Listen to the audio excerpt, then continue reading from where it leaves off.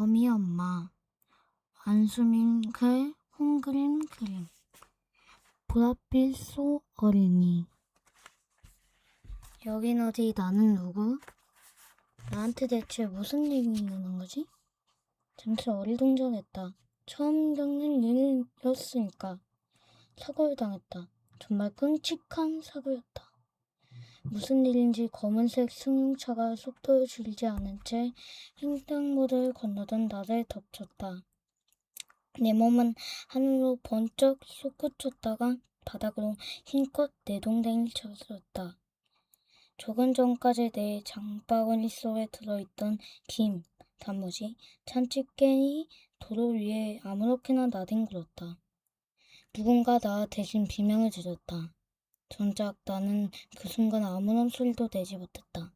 만약에 말이야, 내가 단 한마디라도 할 수 있는 시간이 주어졌으면 어땠을까?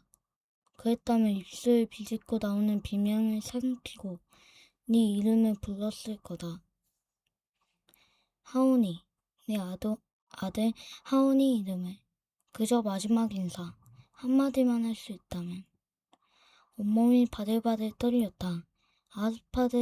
아스팔트에서 올라오는 차가운 기온 때문인지 내 몸이 느끼는 고통 때문인지 분간이 가지지 않았다. 웅성거리는 사람소리, 다급한 전화소리, 동동거리는 발소리가 희미해지며 어둠이 찾아왔다. 꿈을 꾸는 걸까?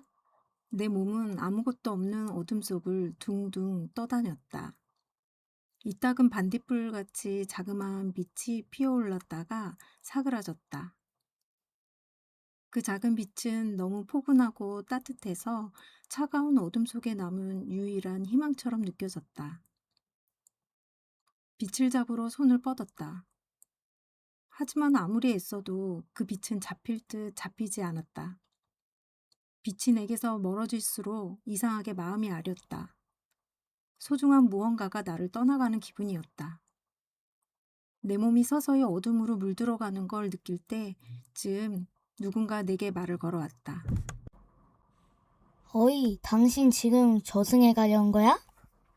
잠깐, 이게 무슨 소리지? 죽고 싶냐고? 그럼 나 아직 안 죽은 거야? 도대체 누구길래 나에게 이런 소리를 하는 걸까?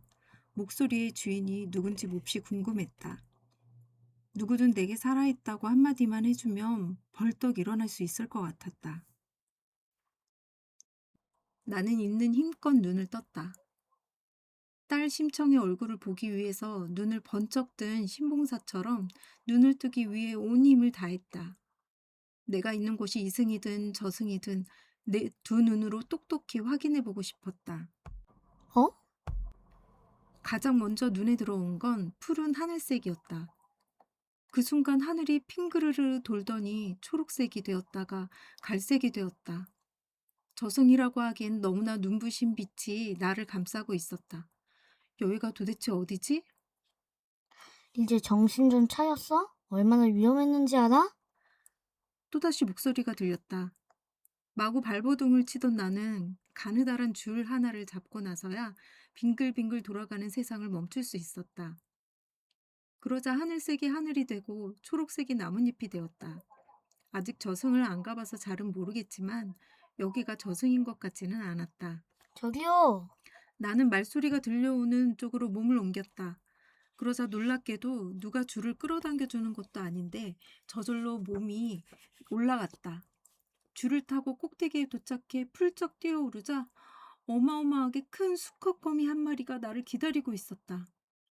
저마다 돌아가는 여러 개의 눈알하며 8개나 되는 다리, 그리고 마디마디 빽빽이 들어찬 털까지. 나는 하마터면 다시 뛰어내릴 뻔했다. 으악! 내가 꽥 소리를 지르자 나를 기다리고 있던 그 거미도 덩달아 소리를 질렀다. 다리 위에 도단한 털이 바짝 곤두섰다. 으악! 도대체 무슨 일이야? 당신이 누구세요? 여기가 거미지옥 뭐 그런 데인가요? 저 이런 데 올 정도 그렇게 나쁜 짓 하지 않았는데.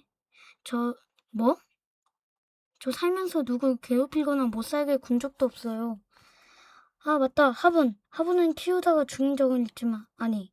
근데 식물 좀 죽였다고 거미지옥에 떨어지는 건 너무 하지 않나? 참, 우리 집 처마에 거미줄 자꾸 거미줄 쳐놔서 청소할 때마다 빗자루로 쓸어버렸는데, 가만. 그래서 내가 지금 거미지옥에 떨어진 건가? 저 커다랗고 무시무시한 거미에게 집값을 받으라고?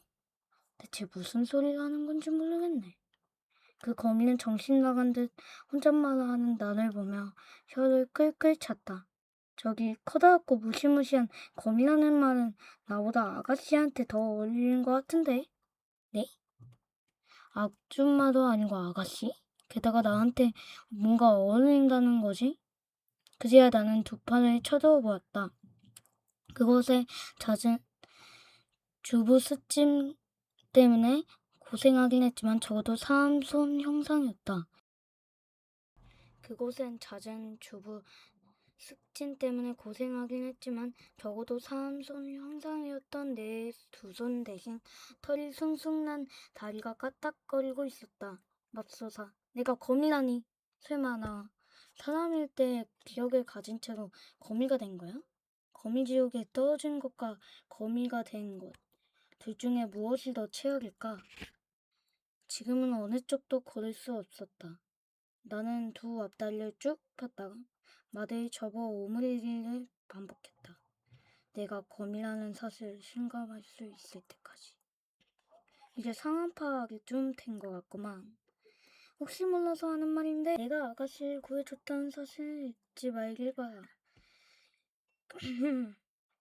나는 이만 내가 뾰족한 동네를 여닫는 모습을 본 거미는 슬슬 뒷걸음치며 자리를 뜨려 했다. 어디 가세요? 저 좀 도와주세요. 그는 양끝 눈알을 바깥쪽으로 굴리며 딴청을 피웠다. 제가 메아리 치며 가슴을 뒤흔들었다. 우리 하온이 어떡해? 잠시 봉인되어 있던 그동안의 기억이 팝콘 튀겨지듯 펑펑 튀어올랐다. 그 속에서 하온이의 얼굴이 피어올랐다가 사라지고 다시 피어올랐다가 사라졌다. 으악! 거미가 되기 전에 나, 주하온의 엄마 김현지가 머릿속에서 계속해서 비명을 질러댔다. 나는 그대로 기절하고 말았다. 아들 찾고 싶어. 이제 좀 정신이 드나? 내가 깨어났을 땐 이미 땅거미가 제일 무렵이었다. 아까 그 수컷거미가 땅거미가 제일 무렵이었다. 아까 그 수컷거미가 거미줄에 돌돌만 파리 한 마리를 건네며 물었다. 여전히 살아 움찔거리고 있는 파리를 보고 있자니 내가 정말 거미가 되었다는 사실이 실감났다. 괜히 헛구역질이 올라와 고개를 저었다. 저는 괜찮아요. 아까 말한 조아원이 네 아들 이름이야? 네. 다시 그 이름을 듣자 가슴이 미어질 듯 아팠다. 이렇게 아들과 헤어질 거라곤 단 한 번도 생각해 본 적이 없었다. 아들이 보고 싶은 것도 보고 싶은 거지만 한창 엄마 손이 필요할 어린 나이에 엄마 없이 자라게 될 아들이 몹시 걱정되었다. 아빠가 곁에 있다 하더라도 엄마의 빈자리는 메어지지 않을 것이다. 많은 걸 사주지는 못해도, 좋은 걸 먹이지는 못해도, 사랑만은 남부럽지 않게 듬뿍 주며 키우고 싶었는데, 우리 아들 멋지게 커간 모습을 옆에서 지켜봐주고 싶었어요. 나는 속으로 눈물을 삼키며 말했다. 나는 아직 아빠가 되어보지 않아서 그게 어떤 느낌인지 잘 모르겠어. 우리 아빠를 본 적도 없고 말이야. 하지만 수컷거미는 큼큼 목청을 가다듬으며 살짝 뜸을 들이더니 이렇게 말했다. 아들 그렇게 보고 싶으면 보러 가면 되잖아. 네? 나는 놀라 자리에서 벌떡 일어났다. 그 바람에 놀란 수컷 거미는 몇 바퀴나 대굴대굴 날뒹굴다 힘겹게 돌아왔다. 그의 말을 잠시 작은 희망이 솟는 듯 했으나 흉측한 내 다리와 몽둥이를 보고는 이내 고개를 저었다. 이꼬라고 갔다간 파리채나 안 맞았으면 다행이지요. 아들 손에 죽는 것처럼 끔찍한 일이 또 있을까요? 아들한테 듣기지 않고 몰래 보고 오면 되잖아. 설마 현관문에서 초인종을 누르며 아들아, 엄마 왔다 하려고 갈 생각이었어? 그가 작은 궁둥이를 실룩거리며 아들아, 엄마 왔다 하고 엄마 목소리를 흉내내는 모습을 보자 벼랑과 쿡 하고 웃음이 났다. 어쩌면 그의 말대로 죽기 전 한 번쯤은 아들의 모습을 멀리서나마 보고 마지막 인사를 전할 수 있을지 모른다. 비록 사람의 형상은 아니지만 내가 살아있다는 게, 거미가 되어서도 아들의 기억을 간직하고 있다는 게 갑자기 눈물이 나게 감사했다. 어이, 먼 길 가려면 먹어두라고. 그는 다시 한번 거미줄로 감싼 파리를 꺼냈다. 나는 밀려오는 메스꺼움을 참으며 그가 가르쳐준 대로 동리를 파리의 몸 안에 푹 찔러 넣었다. 끈적하고 미지근한 액체를 빨아들이는 순간 뭐라 말할 수 없이 따뜻한 기운이 온몸으로 퍼져나갔다. 나는 잠시 인간 김현지를 잊고 파리를 녹여먹는데 온 정신을 쏟았다. 나도 모르게 까무룩 잠이 들었나 보다. 일어나 보니 날이 밝았고 곁에는 아무도 없었다. 어제 옆에서 파리를 건네주던 수컷거미도 보이지 않았다. 먹고 살 길을 찾아서 떠난 거겠지? 이름이라도 물어볼 거겠나? 괜히 서운한 마음에 앞다리 털을 쓱 쓸어버렸다. 그나저나 무슨 수로 아들을 찾아간다. 나는 수컷거미와의 대화를 떠올리며 어제부터 머물렀던 나뭇가지 위에서 주변을 들러보았다. 다행히 눈앞에 펼쳐진 거리와 풍경이 익숙했다. 이곳에서 큰 길을 2번만 건너면 집에 닿을 수 있을 만큼 가까운 거리였다. 하지만 가깝다는 건 내가 인간이었을 때 얘기다. 쬐끄만 거미 걸음으로 아무리 빠르게 달려간다 한들 이번 생 안에 도착할 수 있을까? 영화 속에서 스파이더맨은 총알 거미줄 쏘며 잘만 날아다니던데 일단 확 뛰어낼까? 난 나뭇가지 끝에 올라서 아래를 내려다보았다. 내 몸 길이보다 몇백 배, 몇천 배는 더 높아 보였다. 사람이었을 때로 따지면 우리나라에서 가장 높은 빌딩에 올라가서 내려다보는 기분이랄까?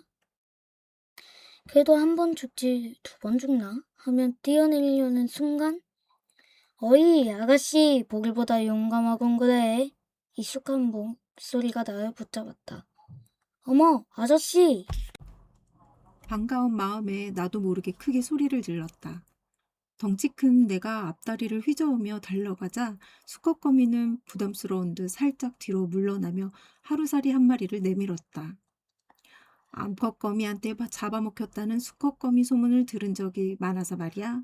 하하, 조심해서 나쁠 건 없잖아. 오다가 잡았어. 먹어. 고마워요. 참, 아저씨 이름이 뭐예요?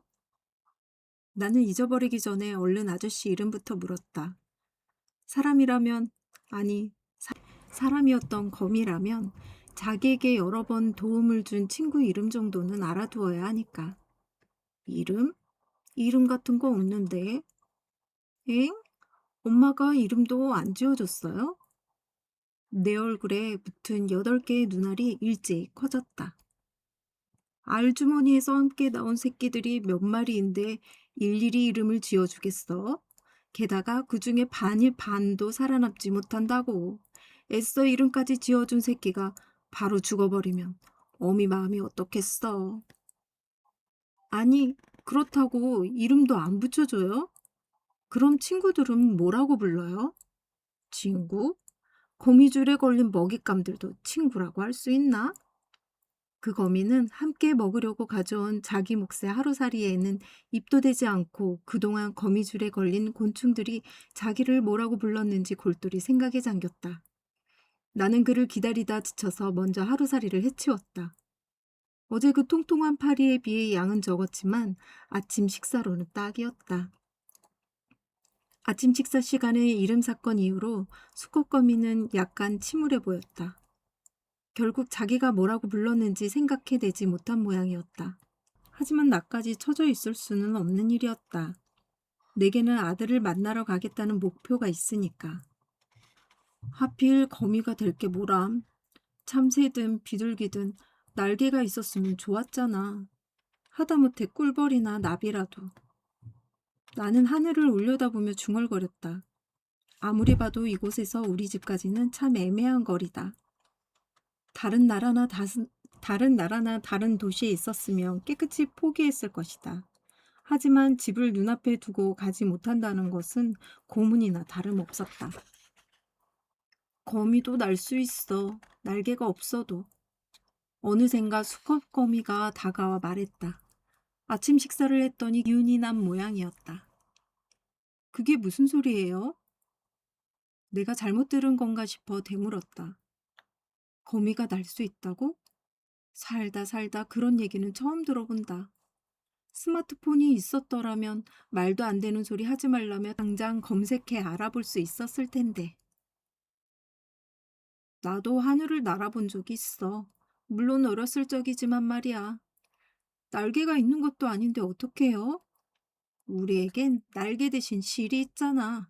아주 얇은 실을 한 가닥 뽑아들고 살랑살랑 불어오는 바람에 몸을 맡겼지. 그러자 바람이 나와 내 형제들을 먼 곳까지 데려다 주었어. 나는 미심쩍은 눈초리로 수컷거미와 그가 각 뽑아낸 얇은 실을 번갈아 가며 쏘아보았다. 저 덩치로 실 한 가닥에 의지해 하늘을 날 수 있다고? 차라리 높은 곳에서 뛰어내릴 때 우산을 펴면 안전하다는 말을 믿는 게 낫겠다. 내가 내 다리에 난 털 한 올 정도 크기만 할 때 일이었지. 허허. 수컷거미는 곁눈질로 내 표정을 살피더니 민망한 듯 웃음을 지었다. 자기가 생각해도 말이 안 되는 것 같았나 보다. 바로 그거야. 갑자기 머릿속에 번쩍 좋은 생각이 떠올랐다. 거미줄. 이 얇은 실이 정말 나를 집으로 데려다 줄 수도 있겠다. 아저씨, 고마워요. 나는 아이디어를 떠올리게 도와준 수컷 거미에게 하이파이브를 하려고 아니 발을 들었다. 그런데 오른쪽 다리 세 개가 동시에 들리는 바람에 겁을 잔뜩 먹은 수컷 거미는 자기 다리 사이에 얼굴을 파묻어 버렸다. 아저씨, 저 도와주실 거죠? 내가 도와줄 일이 있어? 내 말을 듣고 수컷거미가 조심스레 얼굴을 내밀었다. 나는 고개를 끄덕이며 수컷거미를 잡아 끌었다. 그러니까 이게 무거운 인간들도 하늘을 날 수 있게 만든다는 거지? 그렇다니까요. 나는 시실과 날씨를 바쁘게 엮으며 대답했다.